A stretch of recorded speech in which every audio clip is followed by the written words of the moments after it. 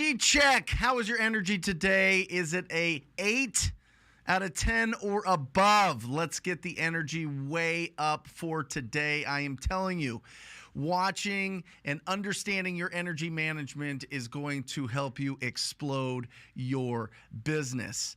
Energy behind your voice, energy behind your enthusiasm, energy behind your actions. That's what we're talking about. Now, I want you at some point, maybe not now, maybe you're not prepared, maybe you're driving around, maybe you're at the gym, I don't know. But at some point, I want you to write at the top of a page, LCE. LCE. Lead generation, conversion of those leads, and exit strategy. That is the 3 parts of your real estate business. All right, lead generation, conversion of those leads into a signed agreement, and then exit strategy. What are you going to do? Are you going to own it and put it into your portfolio? Or are you going to flip it, make profit? Or are you going to sign that deal? And let me challenge you this. Let me ask you this, because I think that this is really going to help affect your confidence level with the whole business. Which do you think is more important? Okay, if you think lead generation is the most important out of those 3 parts, I want you to put a number 1, okay? If you think conversion of those leads is the most important, I want you to put a number 2. And if you think exit strategy, understanding all the different strategies and all the different ways that you can do this business, is number 3. What do you think is the most important part of the business? Out of these 3, lead generation, conversion, and exit strategy, what is the most important? Let's go to the board. And let me tell you, this is randomly. This is talking to a lot of my students. This is talking to people in the batch office here. This is talking to people in the community. And let me show you where most people are at, okay? Most people are right here. Most people say it's lead generation. 80% are here. 15% say, on average, that it is exit strategy, right? And then 5% here say it's actually the conversion of the leads. Understanding the exit strategy, understanding what you could do with properties, every single lead that you have, has been really, really, really powerful. But if you don't have leads, how do you convert them? How do you even have an exit strategy, right? So most people understand that lead generation is so critical to this business, that that's the engine of our business. But I will challenge you this. I am telling you, this middle part, conversion of the leads, is what sets everything up, because it gives you confidence. What I have found, and this is over coaching a couple thousand one-on-one students around the country, in every single state, this part right here, once they feel bulletproof, once they feel confident that once they get somebody on the phone, they can pre-qualify them, they can do the lead follow-up and handle objections, and they can close and get that contract signed, all of a sudden this part explodes. Lead generation explodes, because a lot of people don't want to get on the phone or doesn't want to initiate a conversation with somebody because they don't know what to say. They don't know how to overcome the objections. And this is especially true when you're getting started in this business, is the conversion side is something that you really, really, really have to build your skills. This is where most of the skills is going to be, because this is your communication. This is where you're actually understanding, is this an actual lead, and can I help this person? Can I provide value to this person with a cash as offer? Right? When we're going after these wholesale properties, ugly houses, big checks. It's the name of the show, right? Ugly houses, big checks. The conversion side is so powerful. So incredibly powerful that it's going to set all of these other things off. But I don't want you, here's what I don't want you to do. I don't want you to go and learn all the tactics and all the things and like keep it in theory. I want you to go out and use them. I want you to be having conversations every single day. That's why I encourage everybody and I cheerlead everybody to go out there and talk to people. Go out there and find somebody that has one of these distressed property situations and have a quality conversation with them. And the more that you do that, the more you build these skills. All right? And that's going to lead in perfectly to our real estate skills test.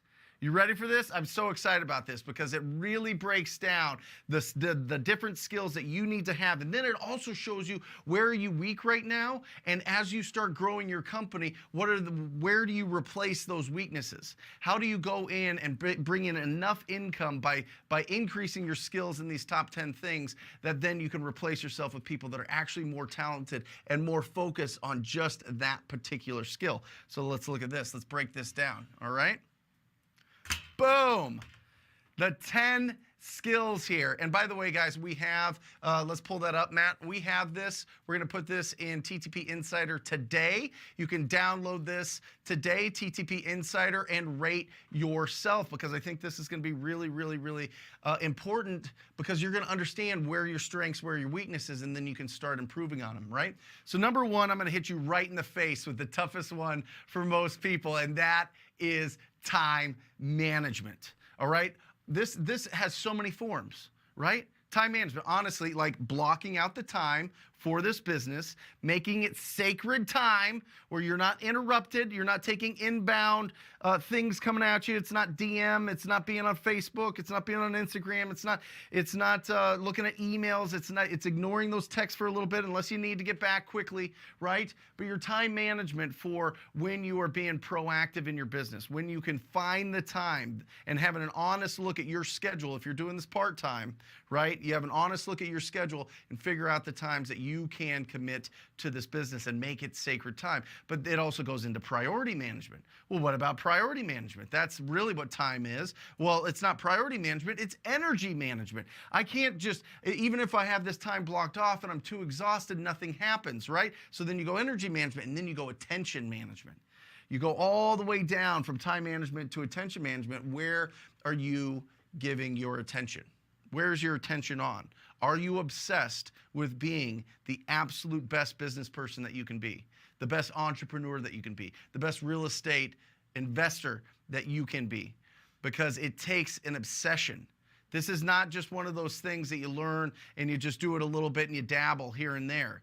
Because if it was, everybody would do it and everybody would be extremely wealthy in this country.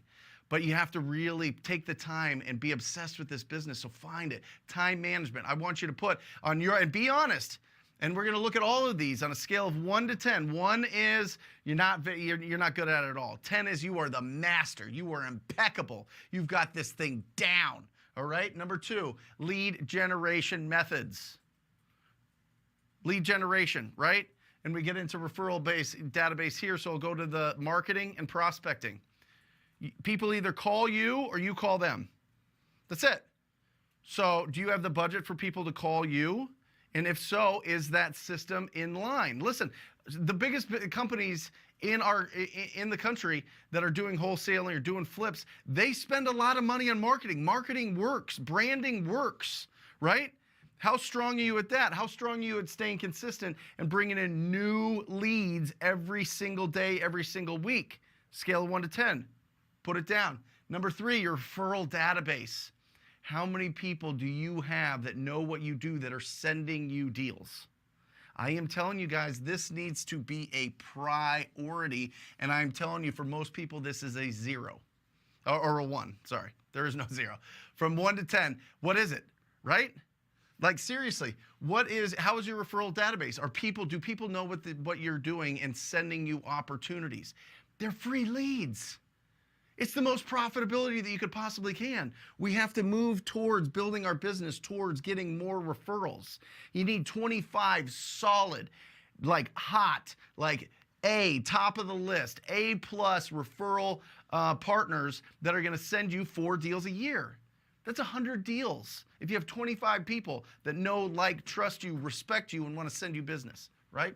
Number 4, how's your phone skills and communication? Scale of 1 to 10. Be honest. Are you you've got it, you feel good, your tone is perfect, you've got that kind, optimistic tone, right? You're able to answer, you're able to actively listen, right? You're able to answer a question and then ask a question. How are your communication skills? A lot of this comes down to that conversion side that we just talked about. LCE, lead generation conversion exit strategy, for everybody that's just joining us now. Phone skills. How is it? How is your communication? I am telling you, this is the biggest skill that you're developing here.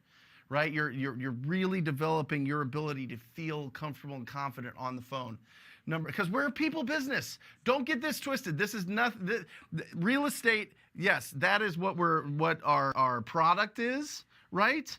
But our service, how we actually get paid, is by people, with people. We're in the people business. We're in the personalities business. We're in the solving problems business. We're not in the real estate business. Real estate is the product, and that's great. But we're in the people business, so communication is so important. Dale Carnegie has amazing things on YouTube on building communication skills. There's so many. And we have our 7 steps for better communication that we could pop up later if you want it. All right, number 5, pre-qualifying. Pre-qualifying. Condition, timeline, motivation, price. It is the skeleton of every conversation we have with a distressed property owner. But you have to pre-qualify them to see if people are hitting it and it's a rough looking house and their tenants are beaten up or it's vacant and they want a decent price, but they're not ready to make a decision for a year, year and a half, 2 years. That's something we have to work on. We have to understand from those 4 pillars, how do we work on each one of these so that we can actually solve the problem here, right? Pre-qualifying, and that's not just the sellers, that's also the buyers. Right? This is going to be more important as the economy kind of squeezes in a little bit. It kind of squeezes in a little bit. We need to make sure that our cash buyers, we know what our cash buyers are buying and we know that they can perform. Okay? We got to get rid of the bad actors that just want to kind of daisy chain and they don't have the ability to close on these and they don't really care if they get it closed or not. Right? They're just trying to get in as much as they can at the top of the funnel. So really pre-qualifying your buyers is going to be really important, building those relationships. Oh, comps, right? Deal or no deal. This is really, you know what, the Realtor.com, Zillow, Redfin has really helped with this. This used to be like the biggest, toughest one. This is what real estate agents truly got paid for years and years and years and years because nobody knew what their house was worth. It was all kind of hearsay. Now it's all public data for the most part. I mean, there's some non-disclosure states, but you know, there's technology to kind of estimate what that was up to $1,000 of that property sale. But the property valuation, how confident are you there?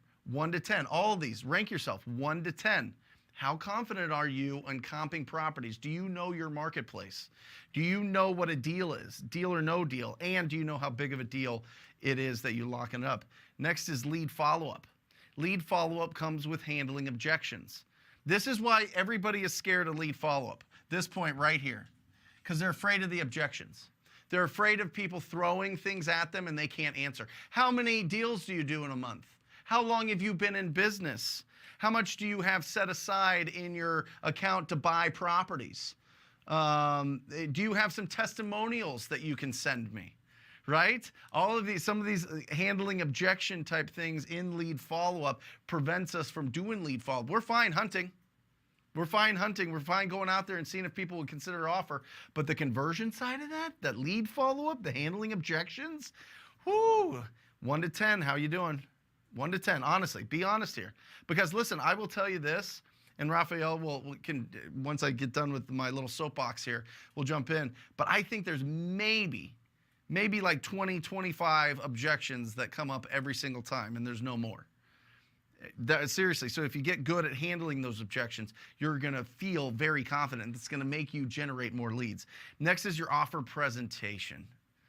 Ooh, offer presentation. Wait, Brent, I just don't send them a DocuSign and just hope and pray and cross my fingers that they're going to sign? No. 1 to 10, are you going on that appointment and you're getting the best pictures and you're sitting down and you're asking them what their goal is and you're going over and you're getting all the advanced agreements before you even go on this offer presentation? An offer presentation and closing skills will tell you how good you are at pre-qualifying and lead follow-up. The signing of a purchase agreement is the natural progression of doing incredible pre-qualifying and lead follow-up. That's it. There's not secret tactics on, you know, let me say this and they'll sign when they were apprehensive before. You should have already had all of the reasons, all of their objections, all the questions in their mind before you even go on that appointment. That's what professionals do. Seriously. From a scale of 1 to 10, do you feel when you're walking into that property and you're getting the pictures or you're sending it over to them if you're virtual and you're getting it locked up and you're doing like a Zoom call with them, how confident are you that they're going to sign every time? It's huge. Number 9, negotiating between your buyers and sellers. This is both. Negotiating. How are you negotiating with the sellers on the price? Right? How are you negotiating when those buyers want you, hey, bro, like, let's take like $5,000 off this. Or you put out a deal at $155,000 and some Yahoo out there goes, I wouldn't touch it for $95,000. And then you're like crestfallen. You're like, wait, did I screw this whole thing up? No. There's just people out there that don't know how to run their numbers, or they want home runs every single time. There's plenty of people, if you run your numbers right, that'll buy that deal. So it happens all the time. It happened to me. I would always get all pissed off and all huffy, and like it would like almost like ruin like an hour of my day when somebody would send in like an email or just a quick little text and be like, huh, way overpriced. I'll take it at 90 or 80 or whatever ridiculous price it is, right? They don't care. They just do that enough times and hopefully they do a deal a year. You know what I mean? That's not whatever. So negotiating your buyers and sellers. Okay, getting really, really good at understanding how to negotiate with these people from scale of 1 to 10. How are you? All of these, there's 10 of them. There's 100 total points in here, and I'll explain well, I'll get to it. Anyway, last, focus. Number 10. And most, I would say most people are like a 1 to a 3 here, because most people want to do it all. Most people want to go out and they want to build their portfolio, and they want to fix and flip, and they want to house hack, and they want to lend money, and they want to do wholesale, and they want to do all these things. But I'm telling you, if you focus on ugly houses and big checks, you focus on getting these deals coming in, selling it to your buyers, seeing what the strategy is and what the potential is in the marketplace with all of these deals, getting that experience level, building a machine that consistently sources discounted properties, you're going to be set. But if you start going all over the place, this is where I see people do a deal for 30 grand and then they want to go do a flip, and they do 2 deals that year for like $60,000 and they can't get out of their job, or they can't really do this full time, or they're really not bringing enough money home, right? It's because of lack of focus. 1 to 10, be honest. There's a total of 100 points, okay? 100 points is like the greatest of the greatest, right? This is like you're doing over 100 deals a year. Okay? You should shoot as quick as possible to get 70 points here. 70 points should be getting you 1 deal every single month. At 70 points, at a C average, you should be doing 12 deals a year. Okay? And then obviously increasing from there, the better you get. And if you're at 100, you're rocking and rolling. I mean, you're doing absolutely fantastic. So take this test, see where you're at. And then how about share it with people in the group? How about share it with people that you know, the people that are better at some of these things, and you go, you know what? This objection, I just can't get over. They're saying they want to work with a big company. How do I get over that objection? I see you doing it. How do you do it? And then all of a sudden you're pulling on all these threads, you're increasing these points every single day, and all of a sudden you've got an unbelievably strong business. These are the 10 skills. This is what we have to develop. And this is what I highly suggest. And this is where a lot of people get this wrong, okay? Let me get here so that it feels a little bit more serious. Not that we're very serious here. But you building these skills is going to make you a better business person. It is. It's going to make you a better business person, which means that your business is going to last longer, and you can feel very, very, very comfortable hiring people and having their financial responsibility of them and their family in your hands, because you've developed the skills. You put in the work. It's not like you did a big deal and then all of a sudden you're trying to, expand this whole team and take responsibility for everybody when you don't have a track record, when you haven't built these skills in. But if you take the time to build these skills, it doesn't matter about the economy. It doesn't matter if you're in a lawsuit because you crashed your car or something terrible happened, or you get sick or something, right? The skills, you don't lose the skills. You could lose money, but you don't lose the skills. So focus on building the skills, and then you're able to find really great talent to round out your business and make it something special. All right? Raph, what do you think? I'm in love with that assessment. Yeah. I am. We do something similar. I have different things on it, but Yep. it's at the end of the day, we're looking. Well, first off, what's up, TTP fam? Rafael Cortez. Good to see you on Wednesdays. But I mean, we come at it right. We think about this. Your thoughts are going to define your habits. Yep. And you have to put yourself in that train of, state of mind, right? First off, thinking that you're going to be organized about your business, you're going to treat it like a business, and you're going to level up, right? So that's the thought. And then you build the habits, which now we have a list of 10 habits that we need to build, right? And then those habits define the actions that are going to give you the results. It's mapped out. It's a linear process. That's it. Yeah. But it's important to have that, just that direction. So you started out, just to let everybody know, Rafael was Sean Terry's acquisition manager, did thousands of deals. This is when Sean Terry was heavy in Phoenix, huge marketing budget, going bananas, absolutely bananas. You were on appointments 3-4 times a day, right? Your job was conversion. Yeah. Right? How difficult was building the skills of conversion? I mean, you were arguably the best acquisition manager in the country at that time, and then obviously you evolved into your own business. But building that conversion, like how did you do it, and was it natural or was it something that took some time? It was a challenge. No, it was just repetition, honestly, man.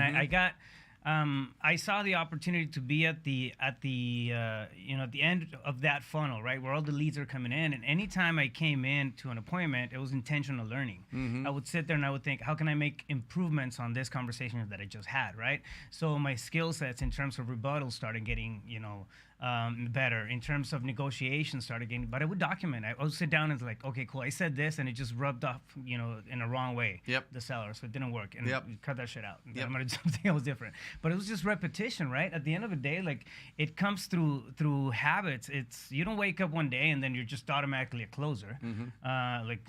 Natural, I don't know, superpowers don't really come that way. If they do, I want to meet that person. But to me, it wasn't, right? It was just a matter of putting in the reps, and I was at the front end. Now we have that opportunity when we cold call. We have that opportunity when we're pre-qualifying. Yep. Push the envelope a little bit on those conversations, and get applied when it comes to follow-ups, when it comes to getting creative on how to structure your deals. Play with it. Next thing you know, you're closing a lot more stuff because you see different angles than what people see. Yep. And I mean, honestly, I think that was the advantage. Yep. That was just it. Well, and listen, friction, right? There's the friction between you and either the seller of the property or your buyers. Where's the friction points? How do you go and dissect that and make sure that friction doesn't happen again? And then, even more importantly, what friction is going on in your own mind? What friction? That's why I say, and I've said this for years, that the dumbest people make the most money because there's no friction in their brain. They're not overthinking it. They're not like lack of confidence. They're just going into it, boo, I'm going to get this deal done, and boom, all of a sudden, they've got an incredible business. I'm telling you, watch the friction in your brain. Watch the friction that you're dealing with when you're on appointments with your buyers and your sellers or on the phone, and figure out a way to not cause friction that makes you versatile. Not everybody's your personality style. Not everybody's going to communicate the way that you do, but it is your job to figure out how to actively communicate with them and effectively communicate with them, and that makes you versatile. And being versatile, I mean, drop you anywhere. Drop you in any market. Versatility, you will win, and you'll find those opportunities. So, awesome. Make sure that you put in your score. I'd love to hear what your scores are. If it's a 10, because you're just starting and you don't have any of these skills, amazing. Wouldn't you rather go back and look at this video a year from now and you're like, I'm totally a 60, 70. I'm doing a deal a month right now, and it's all this hard work that I did. If you're a 50, if you're a 40, if you're a 30, if you're an 80, whatever it is, I'd love to know what you're putting out there or what you feel your business is and your skills are in this business. All right. Let's crack this thing open. We started early with a bunch of questions coming in, so let's start cracking into that. Jacob asked, best way to dispo on market deals when selling above list price, even though still large margin on deals. I don't do them, Jacob. I avoid this 100%. If it hits the market here in Phoenix and it doesn't have 15, 20 offers and it's a discounted property, it's not a deal. The market is literally telling you it's not a deal. Now, if you know this agent and they had to put it on because that's their agreement with the seller, but they're working with you and you put it out there, you just got to be confident. You got to really be confident. Hey, listen, I got this locked up. It had a lot of other offers, a lot of other higher offers. If you want this deal, here's the price that you have to buy it.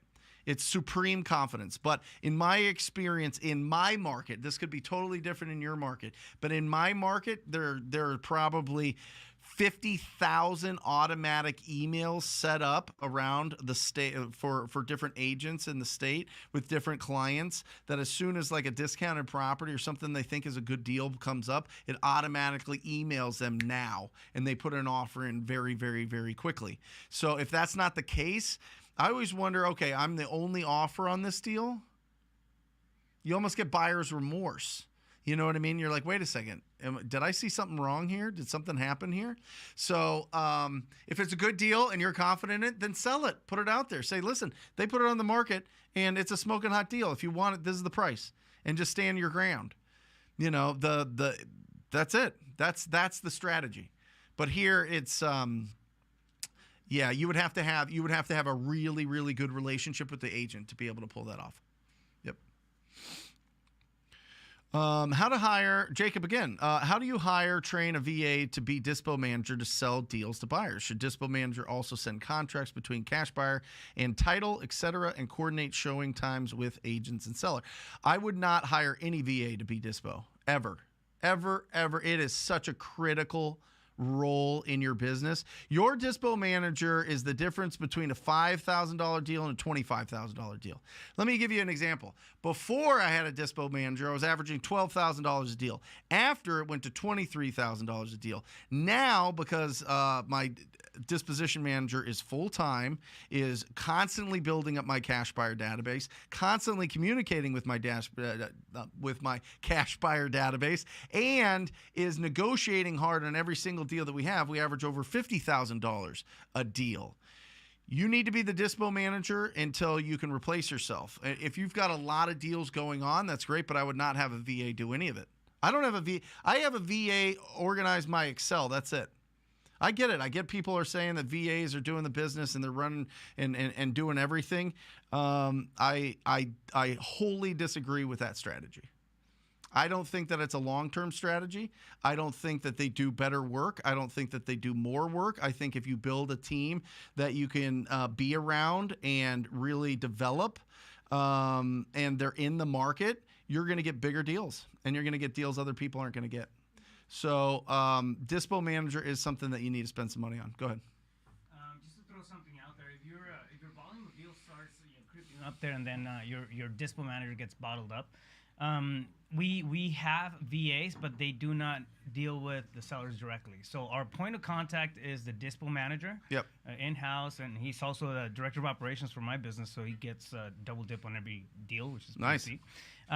But we have VAs that help, for example, put together an email, right? Because we have templates, but he tells them what to do. Okay, yeah. This one's going out at this price point. When the flexibility of saying, okay, send out a contract to this seller. It's while he's on the phone or touching base or running properties or whatever. It's convenient, but you don't want to have your VAs run point on the negotiation process of the deals, because then stuff happens. Yep. I mean, if you want a VA to blast it out, but then you respond to the responses, that's great. But them my dispo manager evaluates every single lead that we have to go on every appointment, puts together the buy price on it, and puts together all of the specifics on that deal so that when we send it out, most of the times we sell our deal sight unseen, and it's above what we put it out at typically. And absolutely 1,000%, all conversations go through the dispo manager, yes, not the VAs, with the sellers. So. Yep. Awesome. How do you rate batch leads for comping? I think it's as solid as anything out there. I really do. I think it's better than like a Zillow for sure. I think it's better than Redfin. I think it's a really smart tool. But again, it's case by case. You got to make sure that you're looking in the subdivision for. Do we have can you pull up the 7 steps of comping? Can you pull that up? I think that would be really helpful for Audrey here. It's been awesome. Yeah, I mean, my Jeremy will look at it there, and then we get into our MLS because we have a license, obviously. But he'll look into that for sure as soon as he gets it, if he's on the run. And we'll pull up the 7 steps here. Audrey, no, it's not. Listen, this is great for areas that the properties are typically under 200,000 or under 150,000, I would say. That this will work pretty well because if you try to go 70% on a $500,000 deal, minus the repairs, minus your wholesale fee, you're going to get beat like a drum in your market by your competition. You're going to be so much lower than everybody else that it's going to be a real problem, right? And we go through this a lot here, Audrey, and as they're pulling it up, you want me to do it? All right. Yeah. Oh, you got it? Yeah, we have it. All right. Yeah. So no.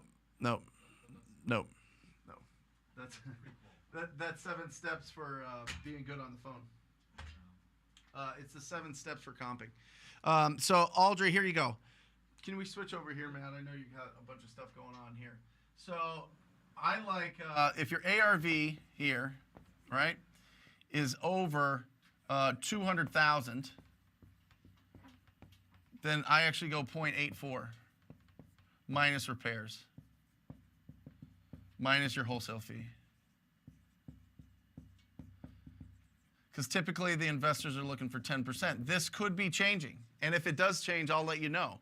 But this is still where we're selling a majority of our deals is 10%. And I say majority because some of them, it's at 90% or 95%, right? So it depends. And then that is your offer price.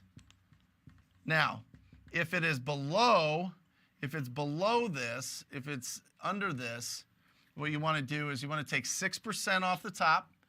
So you're multiplying this number by 0.94, and then subtract right off the top 20,000 as a minimum return, minimum profit, I should say, profit for that investor. Okay?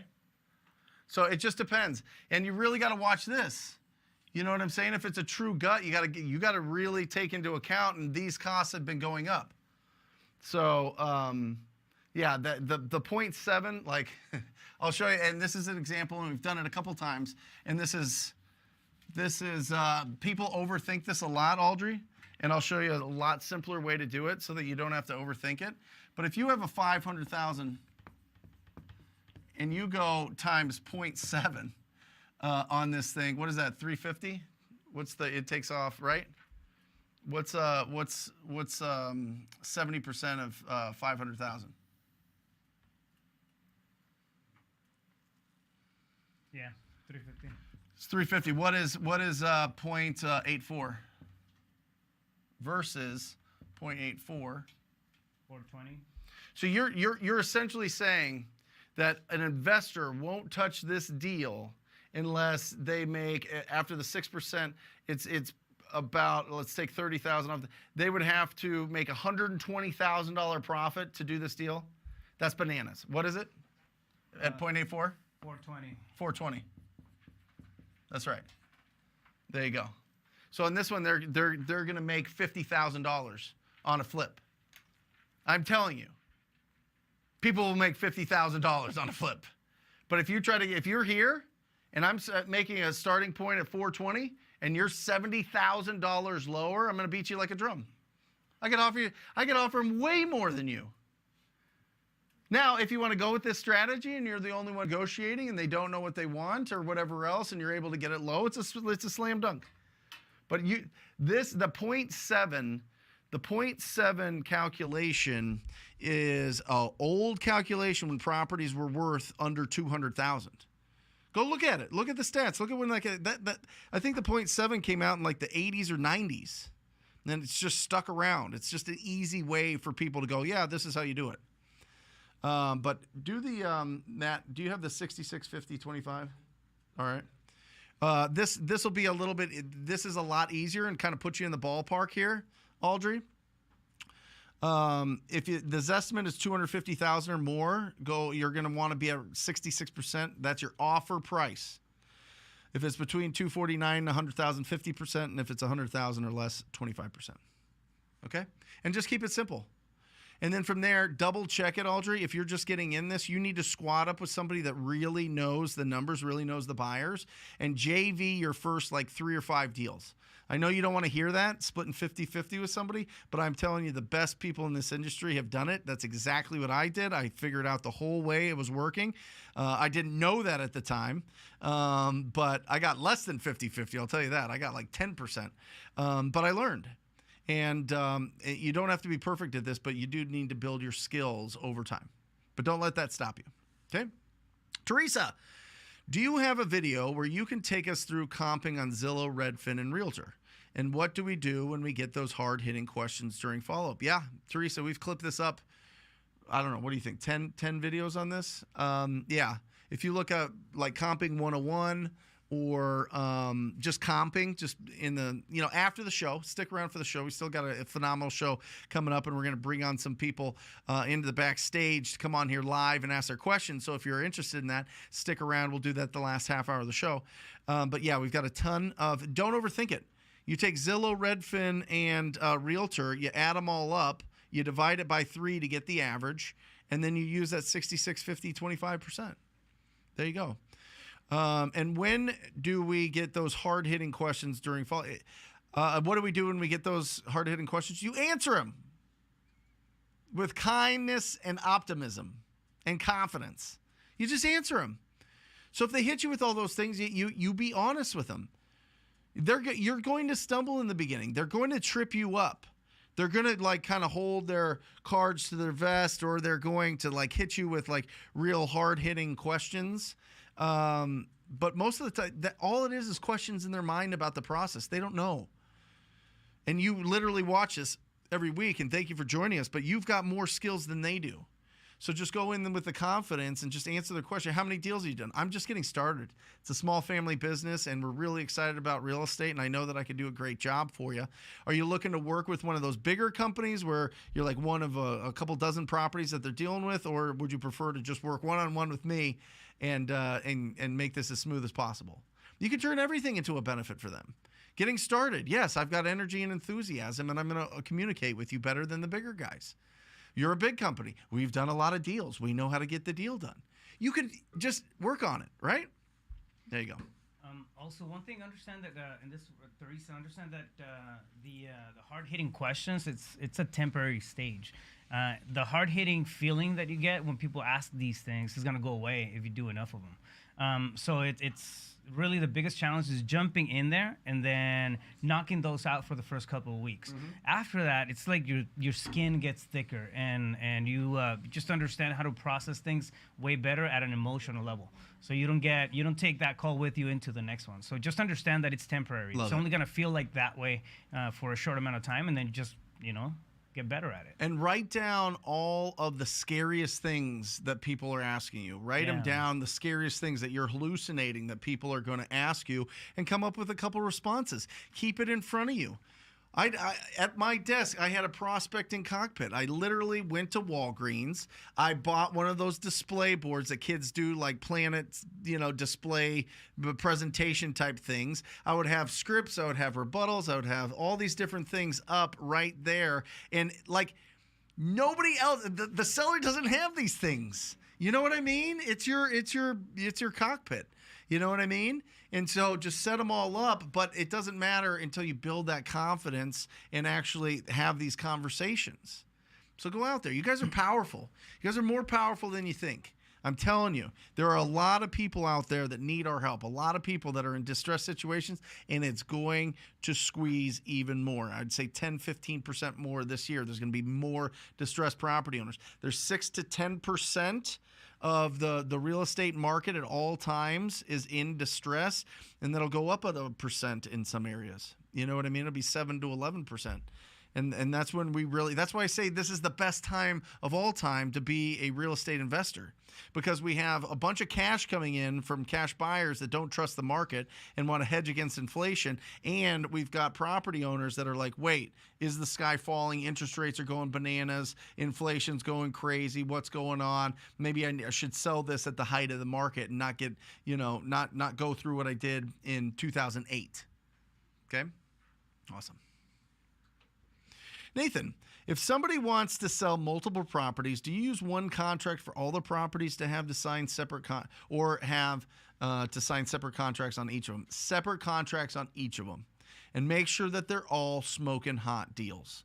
Don't do this thing where you're like, okay, I'm going to get this one at a deeply discounted. These couple are kind of break even, but I'm going to sit on this break even ones for these big profits. Make sure that they're all deals. All right, because what happens is those ones that are kind of break even eat up all your profits, and you end up doing all this for free. I've seen it so many times. So make sure that they're all deals. They don't have to be killer deals. You could do one where, you're making 30 grand and the other ones you make 2,000 to 5,000 and it's good, but don't go for the ones that are like, well, I'll lose a little bit on this one, but this one's good. No, you got to get it all going. You got to get them all. They all have to be deals and on separate contracts. Yep.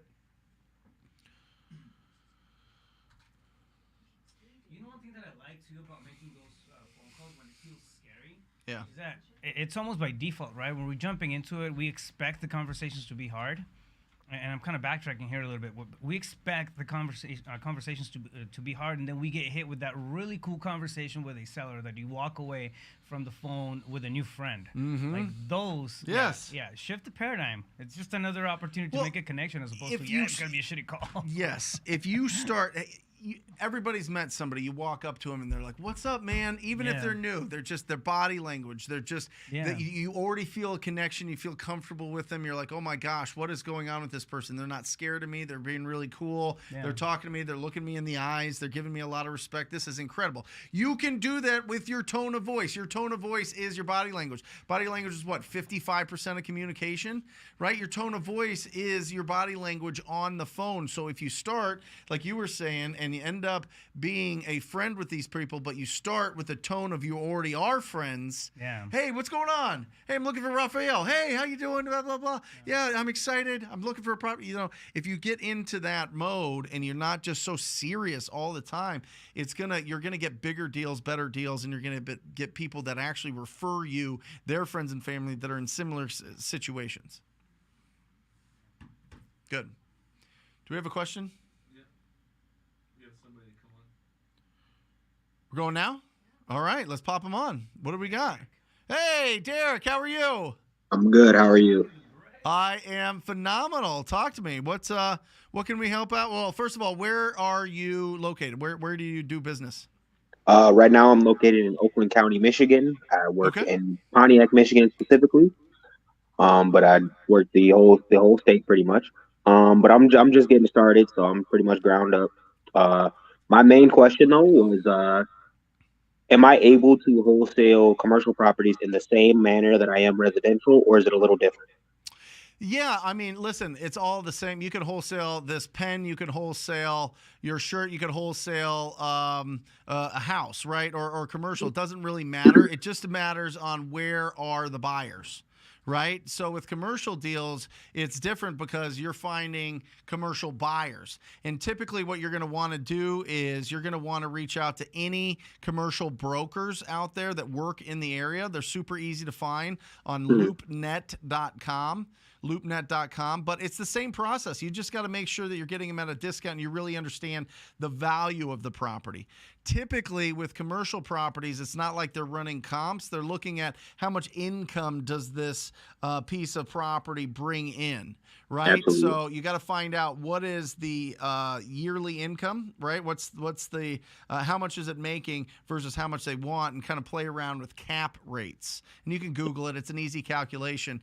But you're going to want to find out from your commercial brokers what is a cap rate that people are looking to buy in this area for this type of property. Okay. Yeah. So it's tougher, Derek, only because there's less buyers. I understand. You know what I'm saying? But I'll tell you this, The beautiful thing I love about commercial properties is your state, the beautiful state of Michigan, only allowed in all those little cities, Pontiac only allowed certain pieces of land in your community to be zoned commercial. So because there's not many of those, there is a lot of value there. And if you can find one that's in a really distressed situation, they just want to get rid of it. They just don't want to deal with it. It could be a huge deal. Okay. How'd you find it, by the way? Well, I don't have anything specific just yet. I was really more just asking a question today to inquire just about, if there's a different contract and stuff I needed to have prepared when I'm like trying to reach out to people.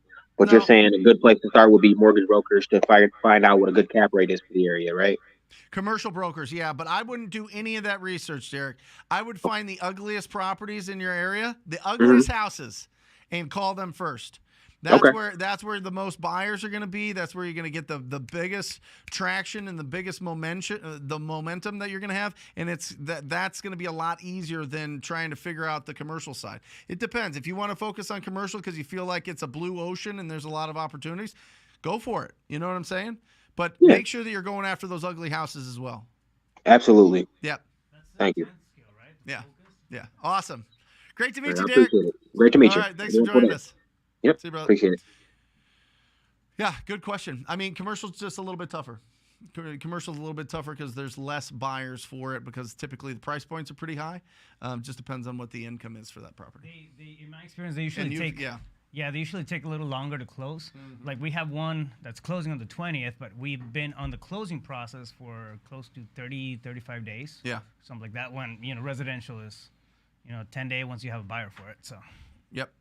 Austin asks, when marketing my deal on Facebook groups, how do I make sure there's no daisy chaining going on? How often does this happen in your business? So, Austin, in the beginning, I get it. If you want to put it on Facebook and get some momentum, get some traction of people responding and build your cash buyer database, that's fine. But you'll find we never post on Facebook because there's a lot of looky-loos, a lot of people most people on Facebook are going to daisy chain.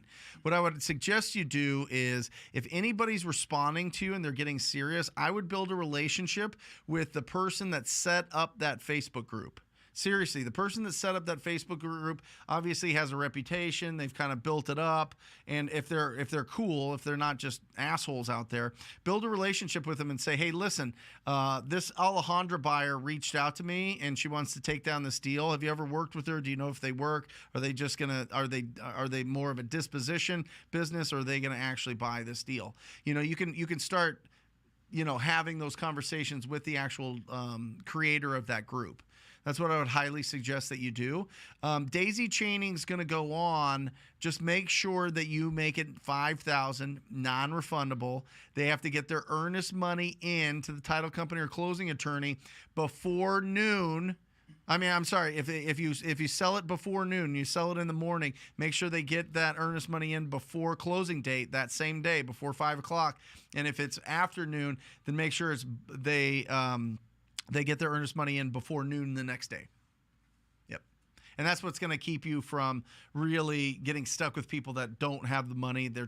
Listen, I don't mind daisy chaining. I don't mind selling a property to Jamil and Jamil selling it to somebody else, or selling to Spencer down here that bids at the auction. And he has these buyers that pay ridiculous prices for everything. I don't care. As long as they're the highest buyer for me, I don't care. But what I do care about is, can they get the deal done?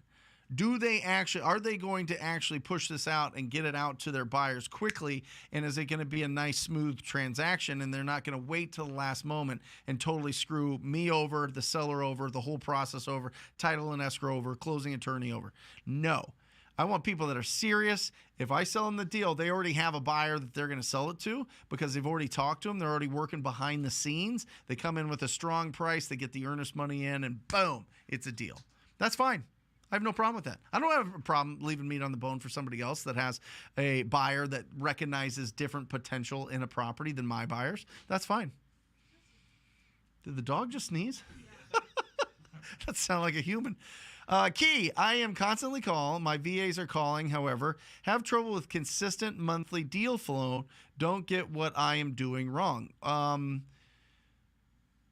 Yeah, I would have to see what lists you're, I mean, that comes down to a lot of things. You can dissect it. If you're not getting the results that you want, one, how are the conversations? Right? Are you getting shut down right away? Are you making sure that your contact rate is high? You could be making calls, but if you're not talking to people, then it doesn't really move the needle. So number one is your contact rate between 7 and 10%? That's a healthy contact rate. If it's not, then you got to switch up your caller ID, and you got to really look at what dialer you're using to make sure that it's connecting. Are your VAs calling and there's a delay by the time people answer, so they're not really, they're on their back foot when people pick up? Are they pre-qualifying, or do you have too many leads? Are they sending in too many opportunities that it's clunking up your system and it's stopping you from getting to the really great leads? And are you giving it enough time to season? Is it coming in, and are you doing your lead follow-up for that 90 days that it takes, or the 60 days typically? From the first time that you contact somebody to the time that you get it under contract, it's typically 60 days, and then it's a 30-day close. So it's between 90 to 92 days. So maybe you're not caught up in the cycle enough. It sounds like you probably are. I'm not speaking to you here, Key. I'm speaking to everybody else that's just wondering about this. And then from there, okay, you're getting a bunch of leads, but you're not converting them. What's happening here? Is it too many leads, or is your ability to convert these the issue? Is your ability to get these properties under contract because you've pre-qualified them all, you've done your lead follow-up, you've done an unbelievable offer presentation. So that's what you'd have to diagnose there. If you're getting enough leads, then it's a conversion issue. If you're not getting enough leads, it's probably a contact issue or a list issue, and then you'd have to diagnose it from there. There you go. By the way, guys, if you are getting value and you are not subscribed, make sure that you subscribe to the channel. Hit that like button. How many likes should we have? I mean, it's the summertime. We've got 150, 160 people on here. Should we set it at 75 thumbs up? 100 thumbs up? What should we do? 100 likes. We're going to pick out somebody. We're going to send them the package. Alejandro sends this to all of our new coaching students.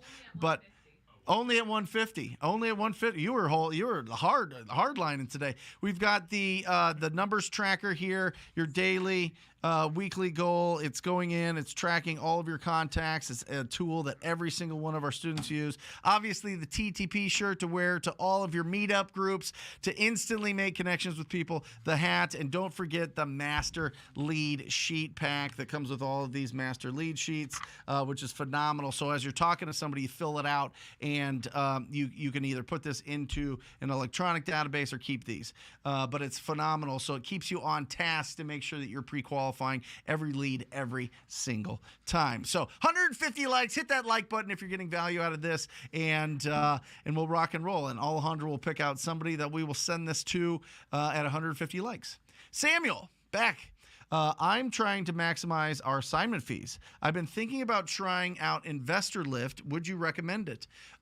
We have Investor Lift.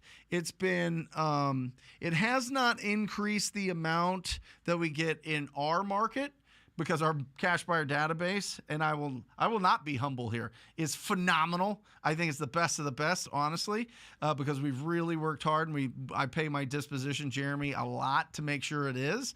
But in other markets, I'm able to dispo in other markets. So Sam, if you're in a place where you want to start taking other people's deals and dispoing them around the country, I think it's a smart idea, as long as you build a nice process for that.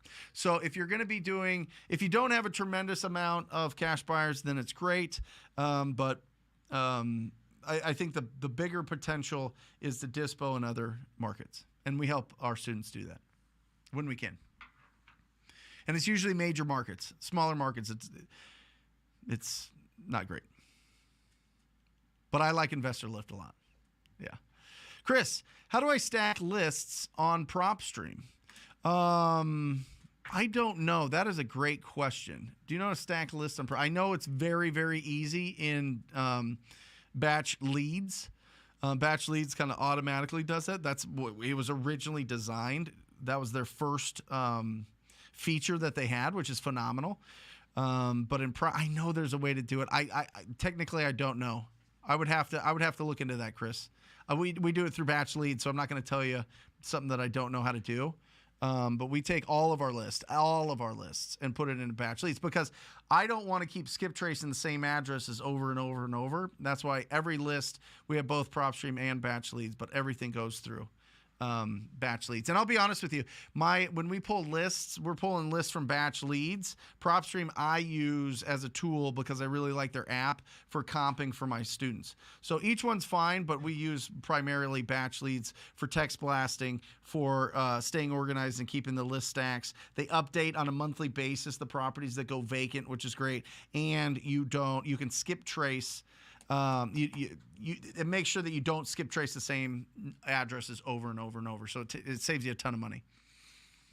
And use that TTP coupon code if you don't have batch leads, and they'll hook you up. Let me throw something out there for the stacking stuff. Yep. So we do lead stacking through batch leads, and it works wonderfully. One thing that we do is when we pull lists, every single list that you pull is gonna be a pain point. For example, an absentee owner list is one pain point. Code violations list is one pain point. And then what happens is that you have a filter in there that you can select. 5 or more people and 5 or more lists. Yep. That way. So we'll clean up and then do individual just uploads of the lists. Yeah. And we will do that filter, and we'll create campaigns of people. I think the last one we pulled we started with 6 people on 6 or more lists, which is people on 6 or more pain points. We had about 12,000 people in the county. Yep. That's one campaign, right? And then you start backtracking from that, but you're hitting the hottest leads and priorities it's huge. First. It's huge. So and it works great. I'm telling you, man. It's just the amount of leads and the prospects that we got from that, and actually deals that converted was good, just because we stacked and we hit those first. Awesome. Yeah. We haven't rang this bell. Kenny's sitting over here. He's ready to ring this bell. Let's put on Tyler. We got this DM this morning. I get these every morning and throughout the day, which is phenomenal because people are sharing it with me. Tyler Blackburn here. What did he make on these, Kenny? What was the total? He sent a copy, huh? The biggest one was 16 and some change. I think it equaled 30K or something around there. Congratulations, Tyler. We celebrate you. Come on. Victory bell. If you have closed a deal, guys, we want to celebrate you. If you have put a property under contract for the first time, we want to celebrate you. Make sure that you post in the comments section so that we can ring that victory bell and bring some energy to the whole audience here. And make sure that you are squatting up, guys. Make sure that you're squatting up in the comments section. Make sure you let everybody know where you're doing business. And if you're closing deals, obviously people are going to be like, oh, you're in my town. You're closing deals. This is incredible. Boom. Nathan, once you have called through all the motivated seller lists and there are no new lists, what do? Do you adjust your filters and pull more lists? That's right. There's always.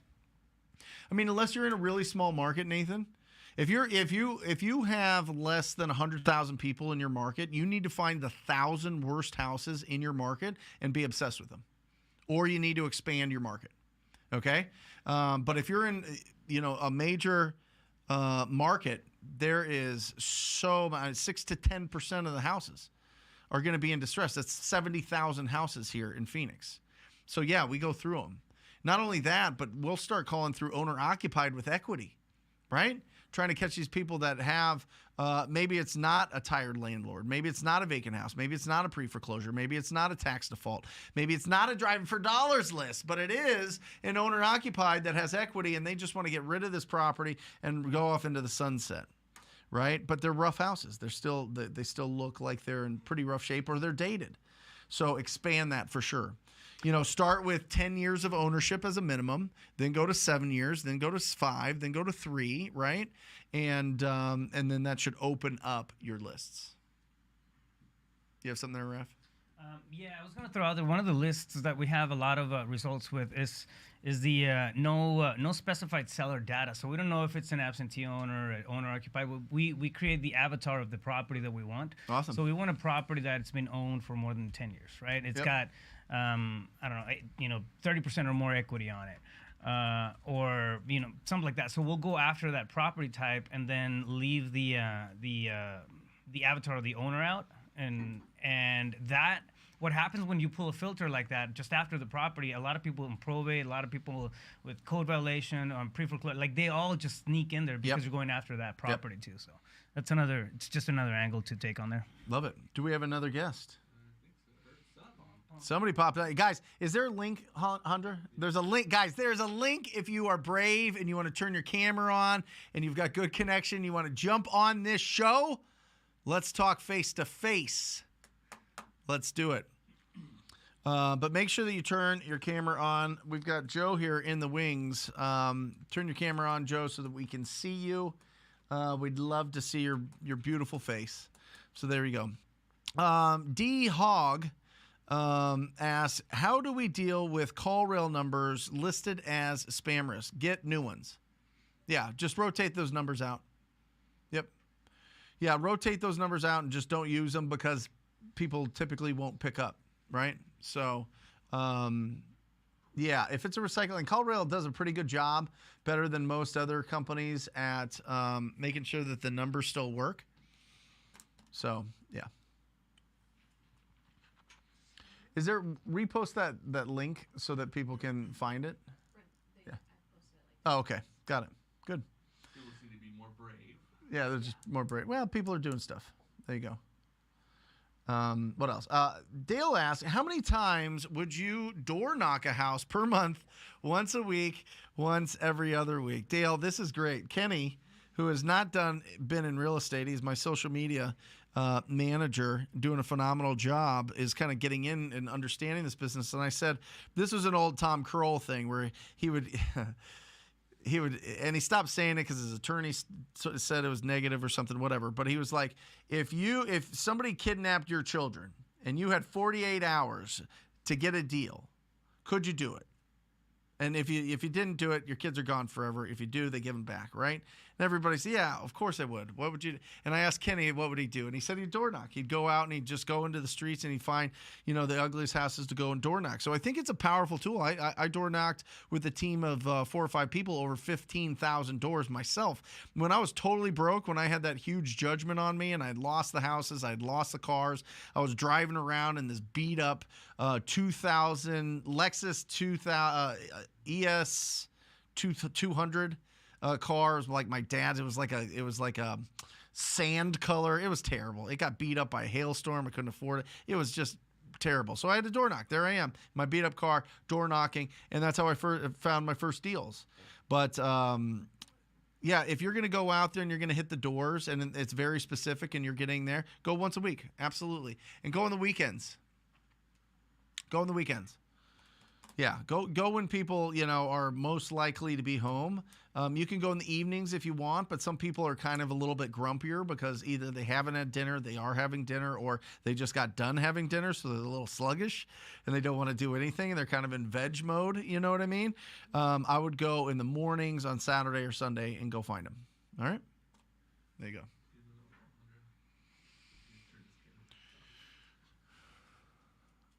Horacio, is it possible to JV with multiple people and whoever brings you the buyer, they get paid versus everybody? Yeah. I mean, it'd be a non-exclusive JV, right? If you have the deal and they're like, hey, let me send your deal out and sell it. Typically what happens is they don't even send you a JV. They just blast it out to their people and then they start giving you the offer on it. But just make sure that your JV... your JV agreement doesn't lock you into just one person if you feel like you need multiple people to sell that deal. But if you got somebody that has a huge buyer base and they're ready to go, yeah, you can lock in with them and work with them. We got William ready. He's got his pen. He's got his paper. William, how are you? I'm doing good. How you doing? I am phenomenal. Good to see you. So, where are you from? I'm from Hampton, Virginia. Awesome. The Hampton military. You're in the military? I'm not in the military. My father's in the military. Oh, got it. Okay, got it. So, well, thank him for his service. And what can we help out with? So right now, I feel like the main problem I'm finding is just finding buyers. Okay. I want to kind of transition to, targeting larger properties because I want to start bringing in larger assignment fees. Sure. But I just kind of feel like I would need to target a certain amount or a certain type of buyer for those properties. Okay. How many buyers do you have in your cash buyer database now? Strong buyers, I'd probably say 10, maybe 9. And how'd you find them? Networking events, just some of my partners, some of my, people I might wholesale with, they might have had a buyer or something like that, Yep. But that's kind of how I find them. Facebook, that's one of my sources as well. And it's like a Section 8, go section8.com, I believe. Yep. That's phenomenal. I'll give you a strategy that most big time people use. It's a little bit controversial, but what a lot of people do is they go to Dr. Bill's real estate agent list. They get every single real estate agent's email. They blast out a really smoking hot deal. When people respond to it, because you don't want to keep spamming people because it'll prevent you from obviously blasting it out. And getting it, and the deliverability rate will go way down. But you do that, you see who responds to your emails and who's opening them, and then you start working with them and building a relationship with all these agents. Also, you go on to Zillow and you look for any of the real estate agents that are representing flips. Active flips, sold flips in that zip code in that area. You call them all up. You give them a lot of compliments. Wow, what a great property that is. It looks fantastic. I have another deal for your clients. Can I send it over to you? Would they be interested in an off-market opportunity? They will say yes. Then you're adding them to your database. All right? I am telling you, the biggest deals that we do, William, are through real estate agents selling it to their clients. Okay. And a lot of people just blast it all out. Some people keep the emails on there until the deliverability rate goes to nothing, but it's spam. So don't do that. But that's what some people do to kind of filter out the people that are going to be investors, and then start building the relationships over time based on where your properties are that you're dispoing. So I've seen you kind of break down how realtors might get paid, if they do bring a buyer, but I don't completely understand that entire process. All right, well, let's go on here. Here we go. So, William, you've got a deal. Let's say it's for you locked it up at $150,000. It's a great deal. You want $175 for it. Okay. You send it out to the agents and you say, hey, listen, I want $175 for this. Whatever you want to make on top of it, you got to add it to them. So the agent's like, okay, I'm going to put $10,000 on here. And they say to their clients, you can buy this for $185. Okay. And then on the assignment agreement, you put your $25,000 and then you put their $10,000 go into their brokerage, and the title company puts it all through. So on your assignment agreement is where the action happens. You go, your assignment is $25K, and you can download it at TTP Insider or whatever assignment agreement that you're using, $25K, and then you put $10K to that brokerage, and the agent will pay the brokerage. I mean, the title company will pay the brokerage. Okay? Now, what you'll find is sometimes this agent fee here, they won't even do it. They'll send it to their clients here, and they'll say, okay, they want if they buy it at $175, will you give me 3%? And then you have to decide if you want to eat up your $25,000. But you want to educate them that, listen, $175 is a net to me. You need to add on top. And they go, listen, I can sell you this deal, but it has to be at $175. Can we work something out? Can we do like 3%? And then if it's your only offer, then go for it. Who cares, right? I mean, if they're going to get it done, you're going to make the money. They're going to make the 3%. It's going to be good. But just educate them that they have to add on top of your price. Got it? And that would be like 3% of this price. Yeah, typically they're going to think of whatever price you put out. They're gonna see it, and they're going to want like 3% if they don't know to add on top. But just educate them up front. hey, listen, I've got this deal at 175 net to me. Whatever you want to add on top of it that you think, and whatever you want to make on top of it, go for it, and we'll just add it on top. Okay. Does that make sense? It makes complete sense. Yeah. And then here's the thing: if they've got great buyers and they're really working with you, and they're getting the deals done and it's really smooth, then work with them. You know, give them a little bit more. You know, to build that relationship. That's fine. Absolutely. Yeah. One last question I did have. I'm trying to find some hedge funds in my area. Where would I even start? Because do you have PropStream or Batch Leads or any of that? I have Batch Leads. Yeah, Batch Leads. Yes, sir. All right. So what you want to do is you want to see what buyers have. You can do the filter on they bought it within the last, let's call it 6 months, and the minimum amount of properties they bought, say 10. And then look up those companies that have 10, and then do a little bit of investigating there, William. Go in and put those properties into Google, right? The properties that they bought, and see if there's a buyer's agent that is working with them on Zillow or Realtor or Redfin that represented the buyers on those deals. And then you got to reach out to that agent. They always have a representative. Okay. Yeah. I appreciate it. Yeah. All right, good. Awesome. Good to see you. Get it going. Too, man. One day I hope I'm on there for an interview, honestly. That's it. Let's do a podcast. Hey, listen, you keep showing up and telling us and showing the success. We'll get you on the podcast for sure. Yes, sir. I got you. I'll be over here. All right, William. See you, bud. Yeah, great questions there. We've got Kim. Kim, how are you? I'm great. How are you, man? I am doing fantastic. Yeah. Good to see you. What's going on? Let everybody know where you do business, and let me know what's going on. I do business in Chicago. Brent is my favorite guy and in the whole world right now. I tell you, my man from now on. All right, so I'm doing business in Chicago. So I talked to a motivated seller today, and he wants full market value for his house. So looked at it. The house looks great. He wants $240. So I'm thinking this is a sub 2 move. I don't know anything about sub 2, so I was trying to see if you could help me in that capacity. Well, a couple different things. One, I would say is you'd have to see if he's open to it, right? You'd have to see if he just wants to get cashed out and sell this deal, or if he wants to stay in it. What's his motivation, first off? Yeah. He's ready to move to Arizona. He already got a house. So he's open to. I asked him, "Are you open to other options?" Yeah, real direct guy, curse a lot, all this stuff.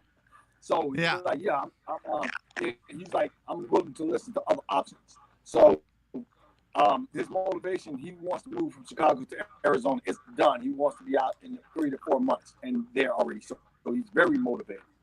Got it. He had a realtor. They offered him a number, but he was they wanted a few things done. He wasn't willing to give up anything. He wanted to sell the edges and not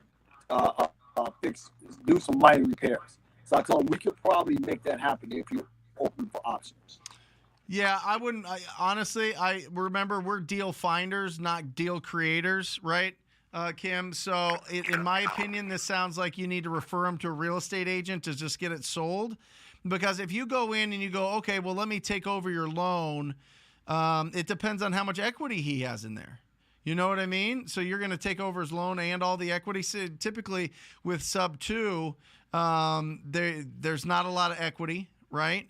Or it's a situation where they just want to absolutely get out of there, and they want a certain price, so you give them a good down payment and take over their loan and then sell that to somebody else. But I would just refer them to a real estate agent and move on. Like, people could want the moon and the stars and everything, but you should be talking to so many people, Kim, that losing this lead doesn't matter because you've got 50 other ones in the pipeline. So I don't want you to squeeze in a strategy here that isn't really, it doesn't sound to me like they're in a position where they have to have you take over their loan because they're going to, they're just moving. They're just moving. It's a convenience play.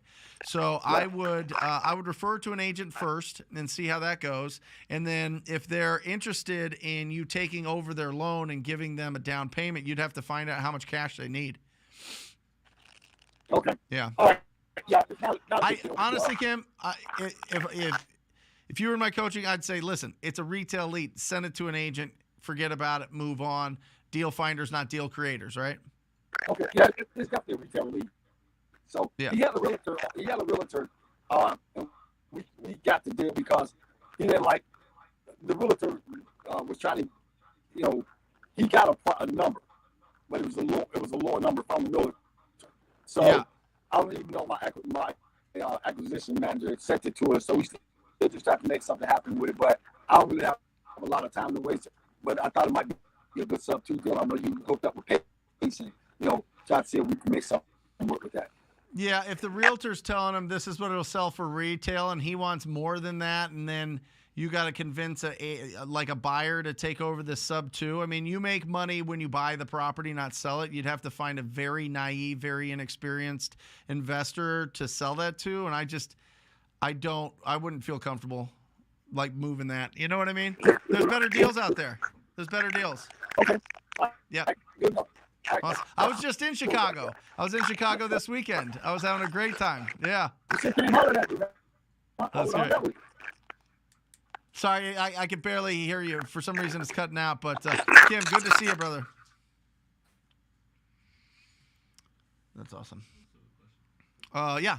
LaShawn, are real estate attorneys paid monthly or only when you close on deals? It depends. Typically, it's based on the deals. You're going to have to check with them to see if there's an upfront cost, if there is a cancellation. But the title companies and escrow companies, we're in a title state. If you're in an attorney state, then just check to see if they have a fee up front that they will charge you. All right, just check with them. And then I would work with the ones that don't. Because, what did they do? I mean, maybe they started to open up some escrow and get things going, but I like paying when it gets closed. Yeah. But real estate attorneys, I would assume most of them probably charge something up front. So make sure you have deals. And it keeps you disciplined to make sure that you actually have real deals. Awesome. Miami. Okay, sorry. Can you stop a property from auction that you're trying to sell? Yes. Miriam. Jeez. Miriam. I am terrible. Yeah. Anyway, you can absolutely get them to postpone it. And I'm sorry for butchering the name. You could totally get them to postpone. Just call whoever's in charge of the auction. It depends on if you're in a trustee state or not, or a judicial state. So you would talk to either somebody at the court or the trustee and say, hey, listen, I've got this property. I'd like to get it postponed. And typically the banks, when you request that through their trustee, will postpone it. They don't want to go through the process because they get charged a lot of money. So the likelihood that you can get it postponed is very high. And just make sure, listen, you don't have to stop an auction if it's way out, if you can close the deal before the auction happens. But if you can't get the deal done because it takes a while for title and escrow and to get the paperwork and everything, then yes, then get it postponed. But if the auction date is September 1st and you can close this thing July 25th or whatever, then you have no problems. So just because there's an auction doesn't mean that you have to let them know that you're buying it if you get it closed beforehand, because they'll get a payoff statement. The title company will and closing attorney will get a payoff statement from the bank, and they'll know exactly how much needs to be paid off, and that'll stop the foreclosure. Yeah.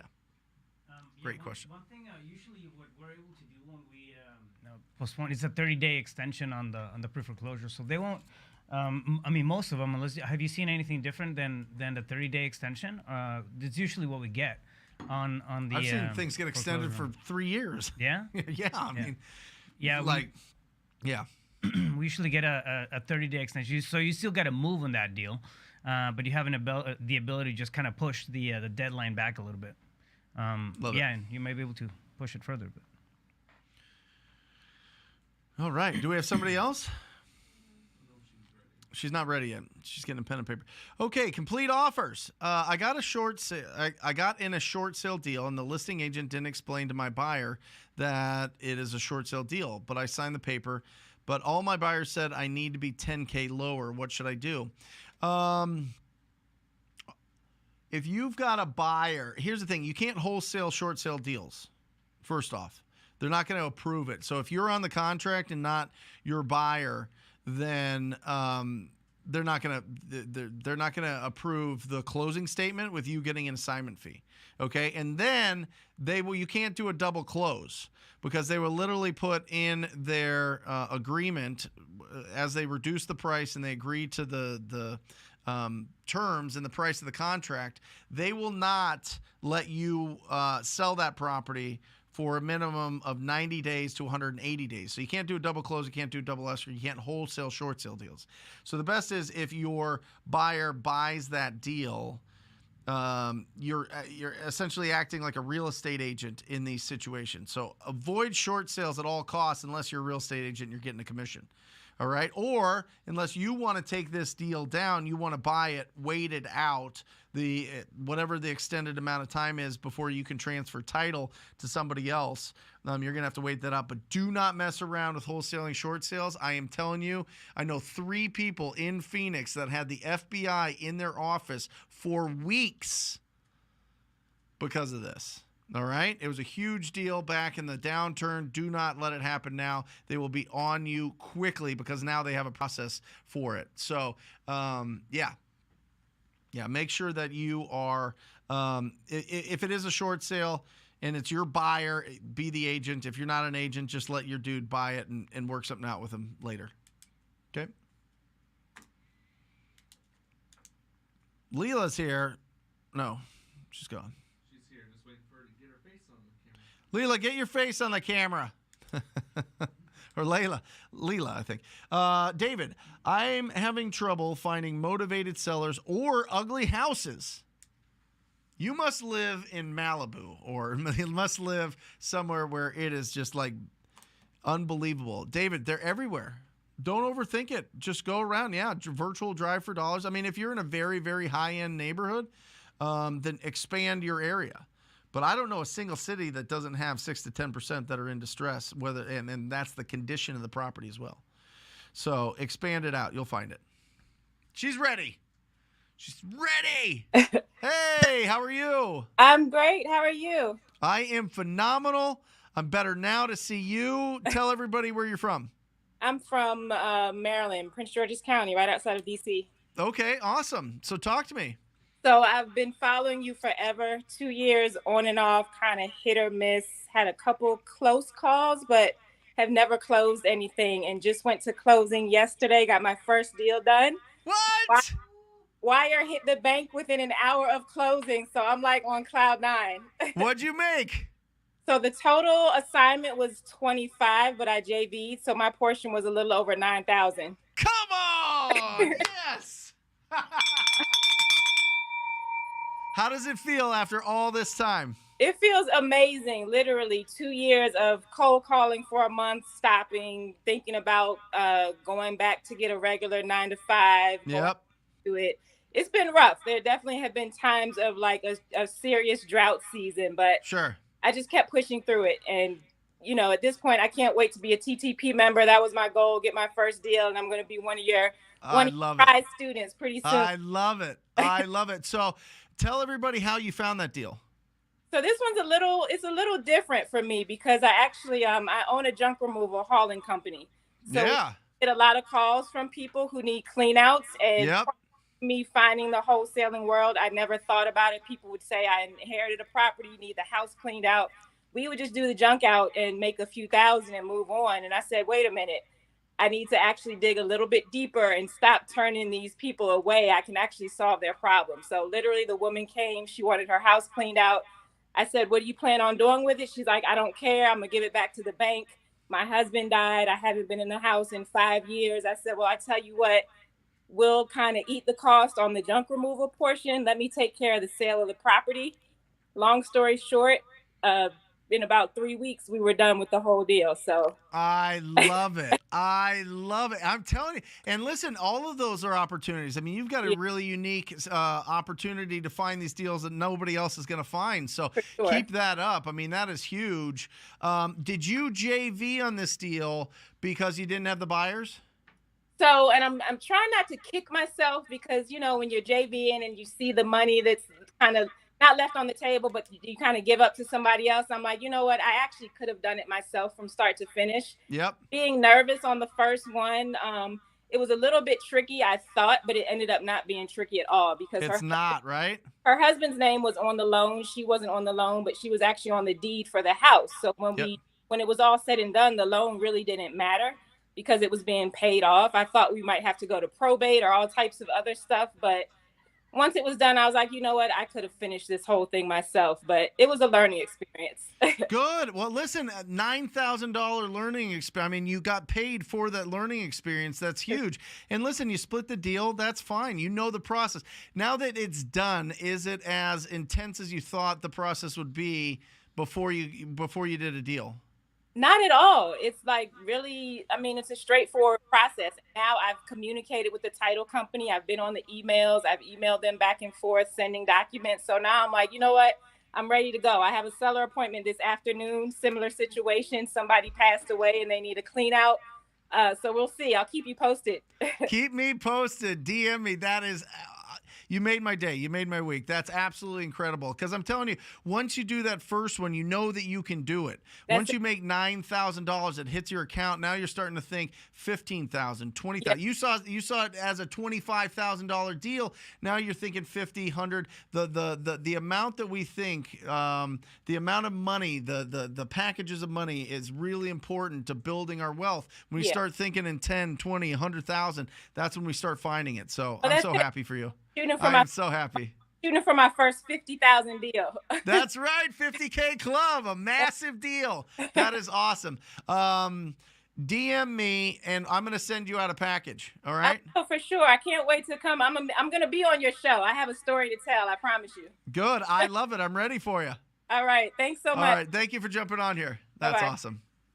I'm telling you, that is right outside of DC is very competitive, great price points. That is a tough market to cut your teeth. That's a Phoenix type market to cut your teeth. You know what I mean? But once you get rolling in those markets, it's bananas. Yeah. Yep. Well, 2 years, man, and then it lands, right? Well, it's you start and you stop and you start and you stop, and you know I love that train analogy. Todd Toback put it in my brain, 4 years ago, and it makes sense. If you stop, that the momentum stops, and you got to start it all up again. But now she's rolling down the tracks. David, I'm having trouble finding. We got this one already. Jeff, how much will it cost to have you as my personal trainer? Yeah, you know what? You don't want me as your personal trainer. You want my personal trainer as your personal trainer. I'll tell you that. But yeah, listen, I have a coach for everything. I have a coach, and it's something that I think most of our team. Raf, you have a personal trainer. Hondra has a personal trainer. Mike and Jesse have a personal trainer. It's important. I'll tell you what. I came back from Chicago and I was just kind of dragging ass a little bit. And then as soon as I did a workout, it was like, boom, it was like I got plugged into the wall and the energy goes way up. So that's hilarious, Jeff. Oliver, what should we ask when asking about the property conditions? I love this, right? So make sure you download the TTP script at ttpinsider.com. Okay, that's going to give you all of the kind of it's going to give you the questions to ask as you're going through it, but you want to have open-ended questions with this. My favorite one of all time is, can you tell me what remodeling have you done to the kitchen and bathrooms in the last 5 years?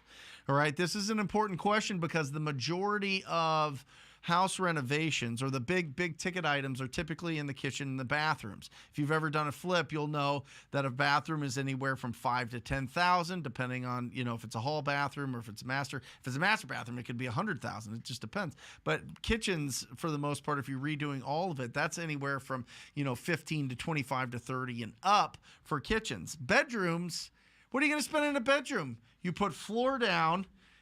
Most people don't even put window coverings on because people are going to pick those out themselves. Not everybody even puts overhead lighting in, maybe some canned lighting or some fans or whatever, but there's not a lot of cost in the living spaces and the sleeping spaces of a house. Typically the expenses are in the kitchen and bathrooms, and that's going to let you know if it's up to date or not. One question that I'd like to throw out there, and they're all open-ended questions, right? But it's in terms of condition is can you tell me a little bit about the house? That's the first cue, right? Yep. But then tell me about the major systems. I mean, that's kind of how I lay it out. And then they ask, what do you mean major systems? Well, electrical, plumbing, foundation, roof, and that kind of stuff. Yeah. It just kind of opens them up to talk a little about the deeper things of the house. Yep. Yeah, more than the cosmetic stuff. Yep. And that helps because you find out about leaks, you find out about real issues if there's any. Yep. So major systems, it's kind of like the key phrase in that one. Yep. We love using that one. Awesome. Are we bringing him on? Yeah. Devin the Dude. Devin the Dude is I feel like he's a rapper that Hey, Brent. I listen to. Hey, how are you? Devin the Dude. How we doing? Devin the Dude is That's good. I'm kind of hearing an echo of myself. Hey, here. Brent. Hey, how are you? Yeah, if you could turn it down just a little bit. I'm sorry if there's an echo. That's good.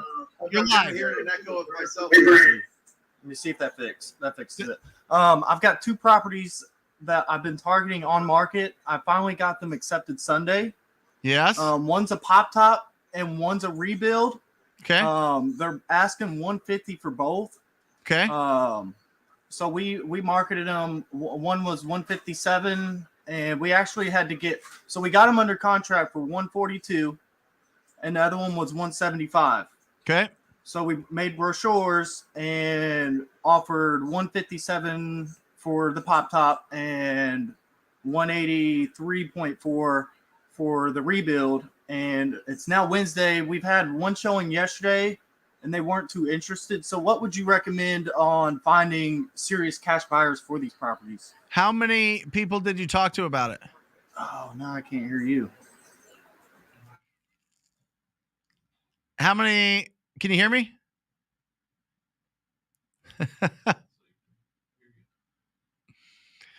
Can you hear me, Devin?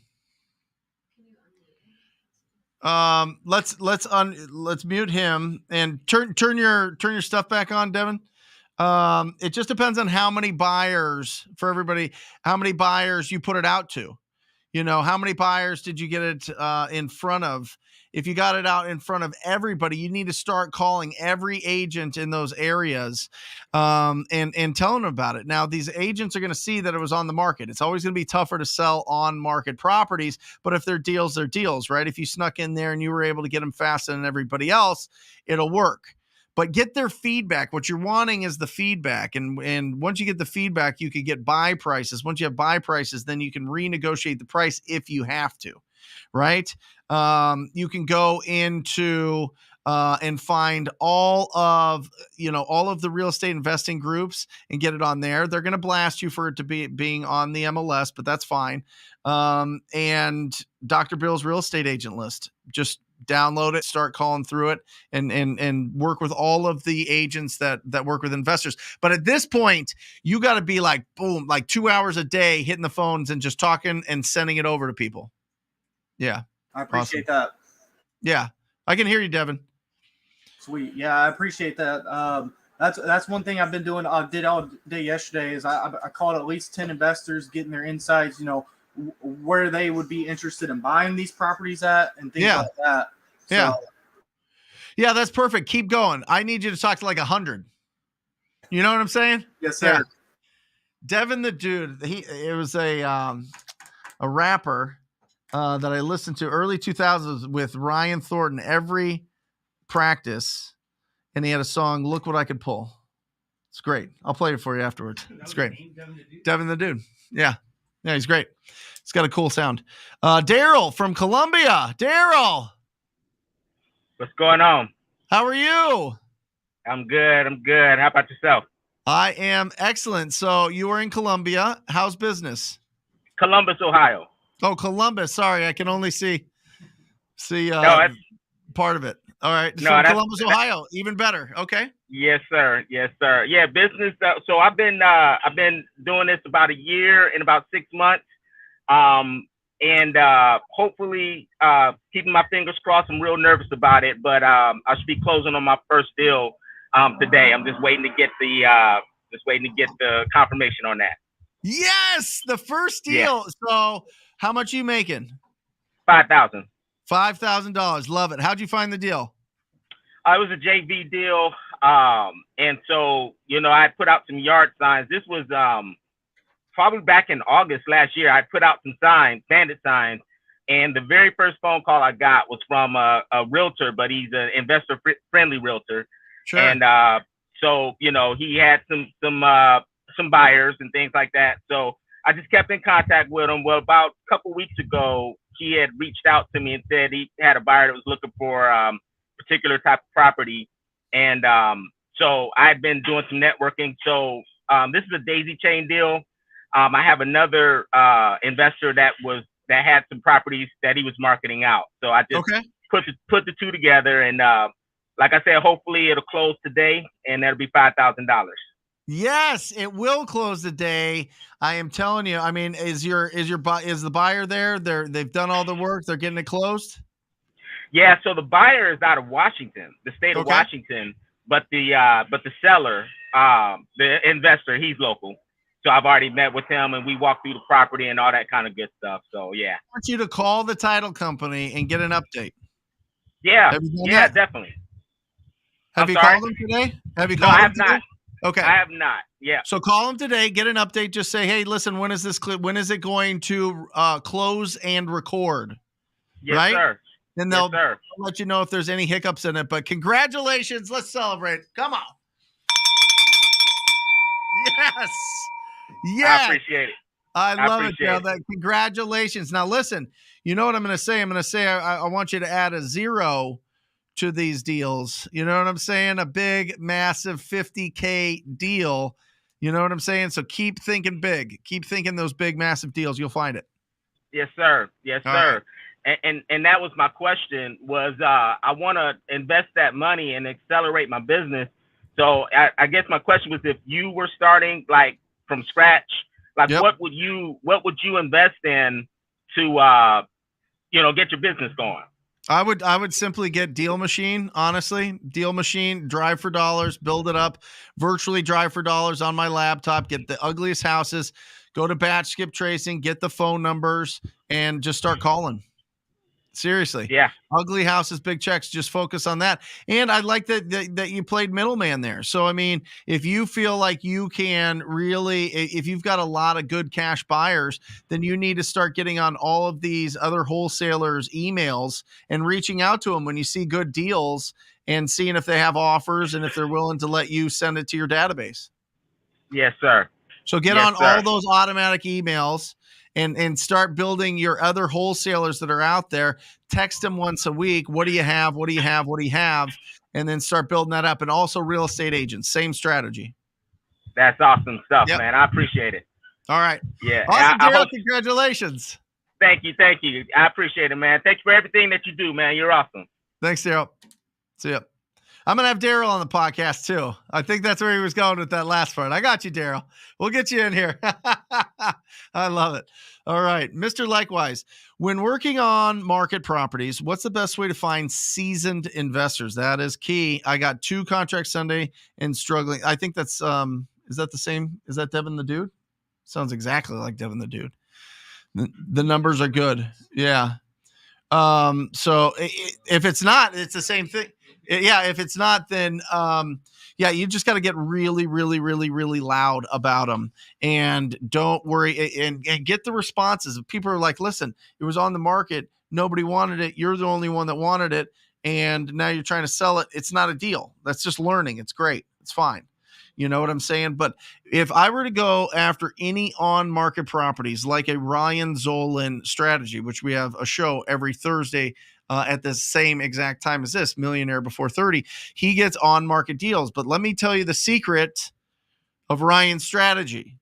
He has 5 buyers that are gangster, like really, really, really gangster, and close on all of these deals, and will let him know very quickly if they want that deal, so that he doesn't tie it up for too long and really piss everybody off on that side. The real estate agent, the title and escrow company, the seller, all those things. So he knows very quickly. He's taken it to people that are closing these deals themselves and just need all of these, and they recognize potential in these properties. They don't care if it's on the market.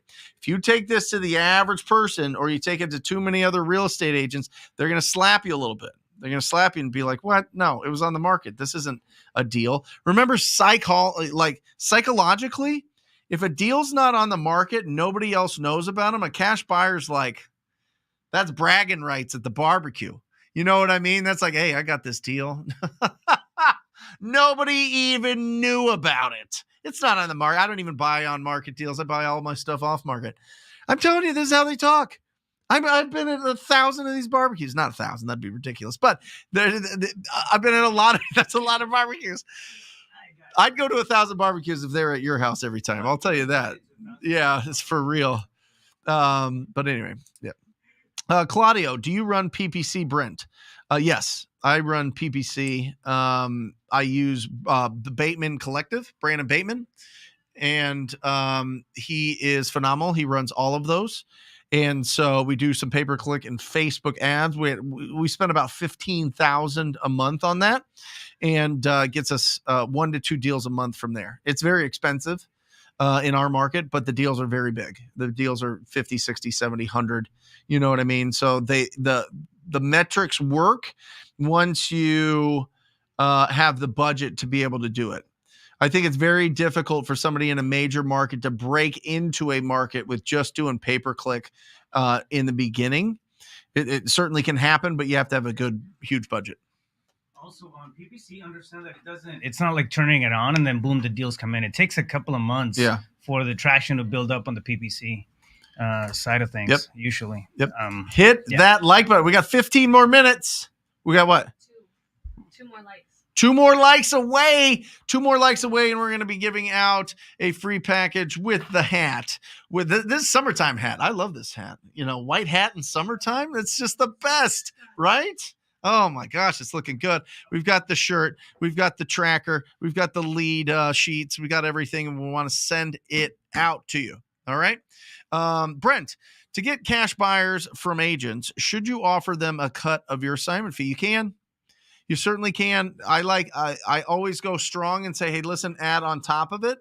Now, the reason I do that is because I don't want to build bad habits in this relationship, MJJ. So what happens is if you go, hey, listen, this is your deal, sell it and I'll give you a commission or whatever else, they're going to do that every single time. That's the way that they understand that you do business. If you go, hey, listen, add on top of this price for your buyers. If you want to make $5K, $10K, add on top of my, you have to add your commission on top of what price I want, right? And even if they're like, listen, I can't do it on this one. I already sent it to them at 175. I already sent it to them at 205, whatever you have it at. And they want to take it at 205. They're really good buyers. Can you just, slice me in on what you're making and we can just get this deal done? It'll be really smooth. If they're your only buyer, then that's fine. That's fine. But if they're not your highest buyer, then sell it to your highest buyer. And just let them know, listen, you got to be quick with these things. These properties go really fast. They're the best deals in town. I negotiate I negotiate so strongly in these deals that when I send you something, it's going to be something that your clients are going to want. So jump on it fast, add on top of it, and that way you're going to be in the best position to win, and your clients are going to be in the best position to win. Okay. Yeah. Working with agents really, really works out. And we sell it to them and they add on top. And I don't remember the last time I paid a real estate agent a commission. Visions. Brent, I've closed several wholesale deals in the past 3 years. Went back to a 9 to 5, but any tips on getting back in the groove? Weird thing is, it's really hard to make calls. I do text blast. Yeah, I mean, obviously, text blasting was a lot different 3 years ago. I wish text blasting was the same. I really do. But anything that is path of least resistance usually gets gobbled up. So the way to build back momentum, number one, is you got to surround yourself with people doing this business. Jump on these. Let everybody know where you're doing business. Go to meetup groups. Go on Bigger Pockets. Find the groups that are connecting in your area. Find the RIAs in your area. Find the people that are in real estate investing groups on social media. Find all of those people, right? And be around them. Be around everybody in here. Connect. They don't have to necessarily be in your market. They could be anywhere, but you need to surround yourself with people that are doing this business because you've been out of it for a while. And if you don't, you're going to feel like you're on an island by yourself. You're going to let all the hallucinations creep in. It's going to start eating at your confidence, and you're not going to take action. And all you want to do is squat up with people that are taking action every single day, because then you're going to want to take action, or you're not going to feel comfortable hanging out with them because you're the only one not doing anything. They're going to be like, bro, like, what are we doing? Or sis, I don't know who Vision Media is, but yeah, you got to get out. You got to surround yourself with the people that are doing this business, and you got to start taking action. Don't overthink it. You've probably already got the lists. Just start making some calls. Find that time in your schedule where you can, or start sending out some text messages. Start building that momentum. If you're getting deliverability, that's fine, but you can't send out thousands of texts a day. It's more down to like 1,000 texts a day through batch leads. But welcome back. Welcome back. It's good to have you back. All right. We've got some winners here. Audrey and Jeff. There you go. You guys are the winners. We celebrate you. We're going to send you a package. Make sure that you reach out to Alejandra at talktopeople.com with your shirt size and address. Again, guys, if you are not subscribed to this channel, hit that subscribe button. Make sure that you turn on your notifications so you get that bolt of energy. We put out content every single day. We go live 3 days a week, Monday evenings at 5 o'clock Arizona time, Wednesdays at 10 o'clock, and Thursdays at 10 o'clock. Right now, we're Pacific Standard Time in Arizona, and then we changed them out. But right now, we're Pacific Standard Time. Join us. And we put out unbelievable interviews with incredible wholesalers from around the country every single week. It is my honor to have these conversations and to share them with the world, because these are the most phenomenal people that you're going to meet in our industry, and they're doing amazing things. And you need to put that in your brain so that you understand that people are doing this. And it's not just like, yeah, Brent can do it, Raphael can do it, they can do it, all these other people can do it, Pace and Jamil and Max Maxwell and Jerry Norton, yeah, they can all do it, but I can't do it. We interview people that have just been starting out and really building in incredible stories. Wait till you see the story that's coming out next week with Hugh Boy from he's from Vietnam, came here at 16 years old and didn't know English at 16 years old, and is now closing multiple deals a month from cold calling himself. He was so nervous. We're going to do a little breakdown on next week's show. And then also that podcast should be out next week. Yeah, it's absolutely incredible. So make sure that you turn on the notifications. Kenneth, how do you get over the fear of cold calling? Yes. Give me my confidence, steps to being more confident on the phone. Here it is, Kenneth. I'm so happy that you asked for this, because it is so important. I know there's 7 steps to comping, 7 steps to this, but here we go. 7 steps to being more confident on the phone. Is this not like, I love that I'm like over here. This is great. Okay. Well, first, you don't even need to see me. It'll just be arms. Here we go. 7 steps to being more confident on the phone. Oh, come on. That was fun.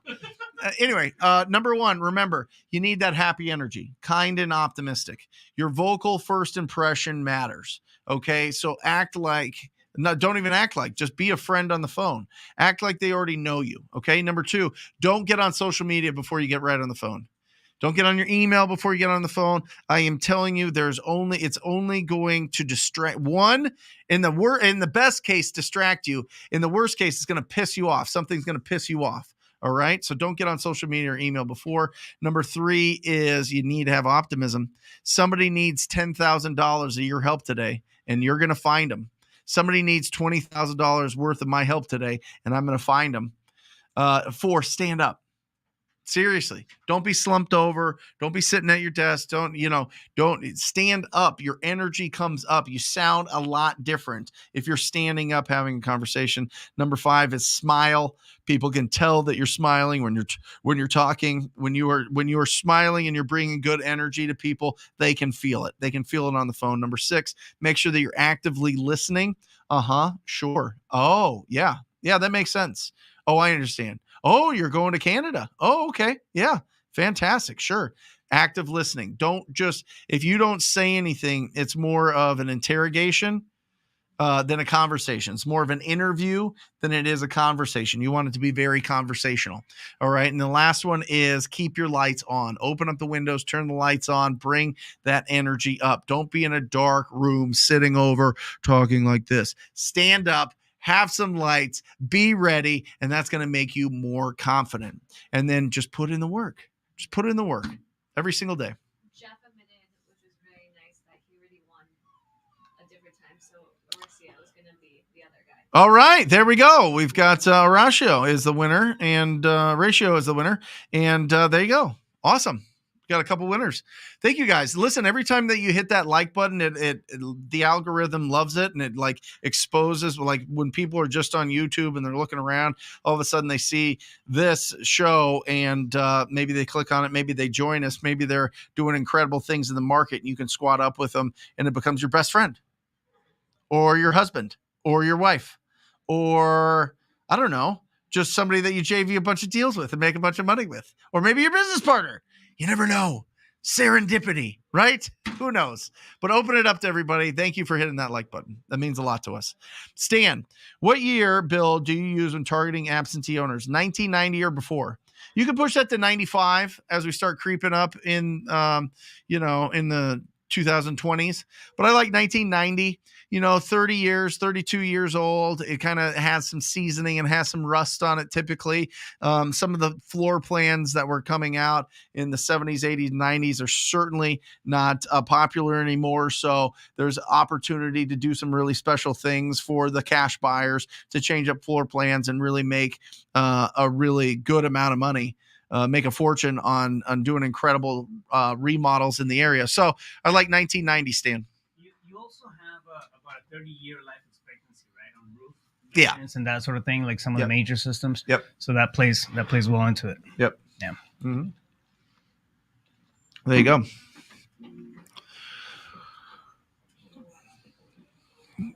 We got a little stall here. Michelle, how do you do a comp with equity and ugly and owes little money on loan? You comp it with, it doesn't matter. I mean, you need 2 things for a wholesale deal, right?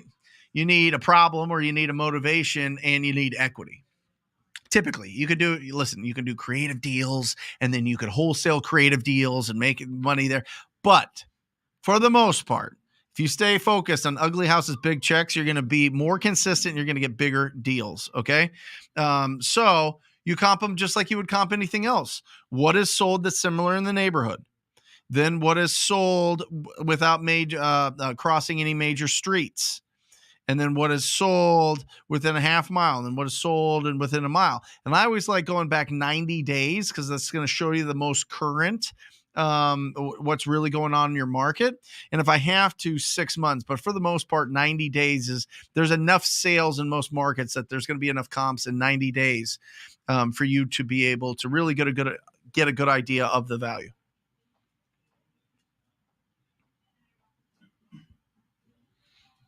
Rich, with probates, how do you find out who to speak with if the homeowner is deceased? Yeah, well, you'll find when you call them, Rich, oftentimes the family will take over the cell phone for a while just to pay off some bills or to tie up some loose ends, or if there's some friends or family that are trying to reach out to them or whatever else, they're letting them know the news. So oftentimes the owner of the property's phone is still on. If not, you need to know who their representative is, who's going to have the authority to sell that deal. right? And so a lot of the companies, Probates Daily will give you who the people that are authorized to make the decision are. What is it called? It's slipping my mind. No. I'm sorry. The name of the personal representative. Yeah. Representative of the state. Yeah. Whoever the representative is. I feel like there's a formal title for it, but we don't have to overcomplicate it. Yeah. And then you just reach out to them. But for the most part, if it's a recent passing, the phone's typically on still and you can reach out. Or one of the other phone numbers is a family member and you can have that conversation as well. Sometimes, Rich, you have to go through a couple different people to find the right decision maker. But those companies do a good job of giving you the numbers for the personal representatives. All right, Chris, can I use batch leads to do skip tracing? I currently use, yes, that's where we do all our skip tracing is batch leads. Yep. So in batch leads, it makes it super easy. Make sure that you stay really organized and you're not skip tracing the same addresses over and over and over. So yeah, I would use batch leads. I mean, batch leads has a huge advantage over a lot of these other companies. They had the only thing that batch leads doesn't have that some of these other ones have is a better app. That's it. And that takes time. It's just very expensive to build. So, but batch leads, you can skip trace, you can stack your lists, you can text blast, you can do all these things, and it's phenomenal. And they update you all the time and make sure that you're not skip tracing the same list over and over and over. One more. Brent, when you're looking to buy a fix and flip, what do you use to comp ARV? Redfin, Realtor, Zillow, PropStream, which is more accurate? I'm always going to go and I'm going to find the comps in the neighborhood. I'm going to do my due diligence. I'm not going to just use those if it's if you're really getting into it, if it's a real deal and you're really comping this thing out, you want to learn how to comp and how to find those specific properties, because the overall algorithm's okay, but it's never going to be perfect. I want to be perfect. Not perfect, but at least closer to the valuation. So I'm going to find the comps in that area that make the most sense. And I use the MLS in my market. I use PropStream for helping students around the country. And most people use either batch or PropStream to zero in on what's the highest sale property. When something's fixed up and it's similar to my house, what does it sell for? I'm going to use that one comp and I'm going to go off of that.